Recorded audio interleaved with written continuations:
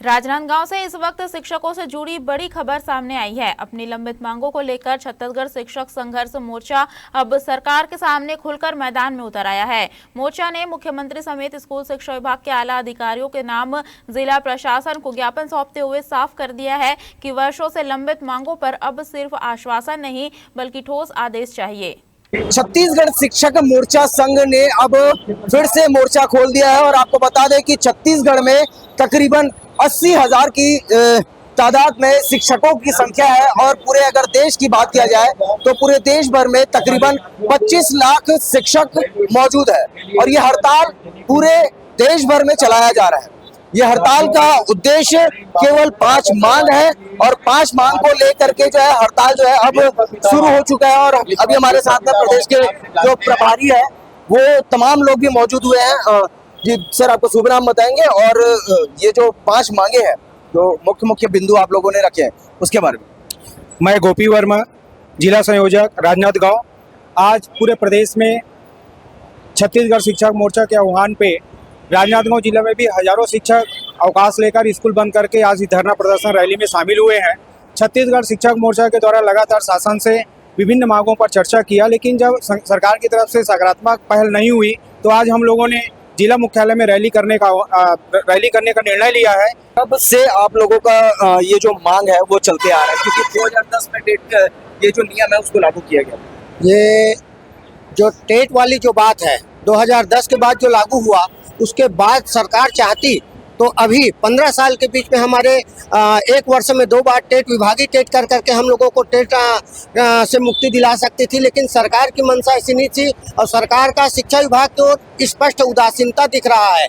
आज हम लोग रिटायरमेंट के करीब हैं और टेट की अनिवार्यता के कारण हमारी सेवा सुरक्षा सारा चीज़ हमारा जो है बहुत तकलीफ में पड़ गए हैं। आज हम शिक्षक कई लोन लेके बैठे हैं।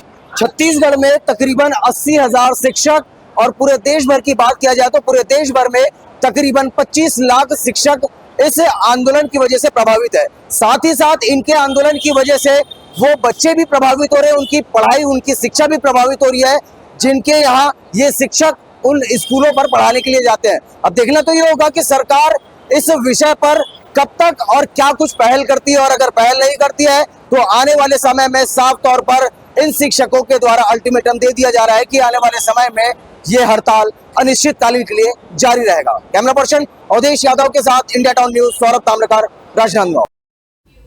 शिक्षकों ने अपनी 5 प्रमुख मांगों को लेकर शासन का ध्यान खींचा है। इनमें टेट की अनिवार्यता से सेवा सुरक्षा, पूर्व सेवा की गणना, केंद्रीय वेतनमान के आधार पर वेतन निर्धारण, भर्ती एवं पदोन्नति नियमों में संशोधन और ब्रिज कोर्स के जरिए बीएड प्रशिक्षण की मांग शामिल है।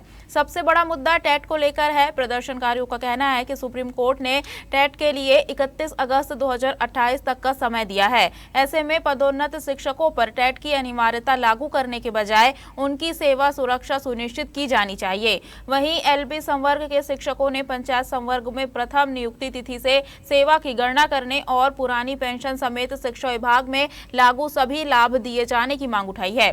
इसके अलावा वेतन विसंगति को लेकर भी शिक्षकों का गुस्सा सामने आया है। इसके साथ ही 13 फरवरी 2026 के राजपत्र में प्रकाशित भर्ती एवं पदोन्नति नियमों में आवश्यक संशोधन और शिक्षक संवर्ग के लिए ब्रिज कोर्स के माध्यम से बीएड प्रशिक्षण की मांग भी ज्ञापन में प्रमुखता से रखी गई है। यानी शिक्षकों ने अपनी 5 मांगों के जरिए सरकार के सामने अपना पक्ष साफ कर दिया है। शिक्षक वैसे तो हड़ताल के लिए उतरते नहीं है नॉर्मली, लेकिन अब जब अन्याय होगा तो शिक्षकों को तो कलम छोड़कर आवाज़ उठानी पड़ेगी ना। तो बस वही है, हमारी मांगे हैं जो कि बहुत ही जायज़ है।